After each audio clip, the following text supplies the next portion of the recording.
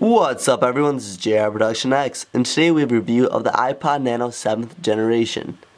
In this video we're going to go over the hardware, software, the pros and cons, and my final conclusion. If you guys haven't already, I do have tons of more coverage on this in the new iPod Touch. There's going to be some links down in the description box below. I really had time to test the iPod Nano. Most reviews are up within a couple of days, but I really wanted to get to know the iPod and see if it actually is better than the previous model and to see if I do enjoy it. Now let's jump right into the review. First off, the biggest difference you can tell, it has to be the new screen. It is a new 2.5 inch diagonal widescreen and it is a multi-touch display. Looks very nice in person, I do have to say, and it is a 240 by 432 pixel with a resolution of 202 pixels per inch. It is very lightweight. It only weighs in at 1.1 ounces, which is about 31 grams. On the bottom of the device we have a 3.5mm head jack, and right here we have the new lightning connector. On the back side we have nothing on the left side. On top just a power button. On the left side we have a volume up and down rocker, and in the middle we have a play pause button. Located in the front we do have a small home button. On Apple's website it claims to have 30 hours of battery, and I did find the battery to last a pretty long time.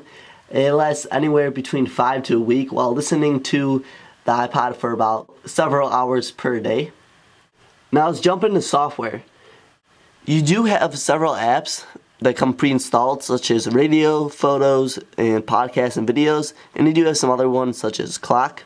Another big improvement with the 7th generation is now you can add photos and watch videos on it. Comes pre-installed, like I said before. It is a nice little feature even though it is very small.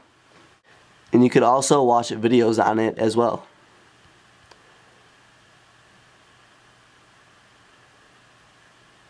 Even though I wouldn't really recommend it just because the screen is so small, but it is a nice little feature to have. Some cons about the device I did find is it only comes in 16 gigabytes. I know some people did like the 8 gigabytes and they only use several gigabytes, so there's no point in having the extra ones, but unfortunately it only comes in 16. Another one is you can add apps, but that's kind of a given since we couldn't add apps anyways to the previous models. Something to note, but it's not really a con, is you can watch videos and look at photos on here, but it's not that big of a screen and you don't pick up that much details. But it is very nice to have that on it. And another thing you might want to note is that it does have the lightning connector. So if you play your music through your iPod Nano, it is something to look at, considering the upgrade might not be worth it if you are going to have to buy a new speaker or an adapter. Some pros about the iPod Nano is it has a very good battery life. In my own opinion, I would have to say another pro is the redesign, but some people would have to beg to differ with that.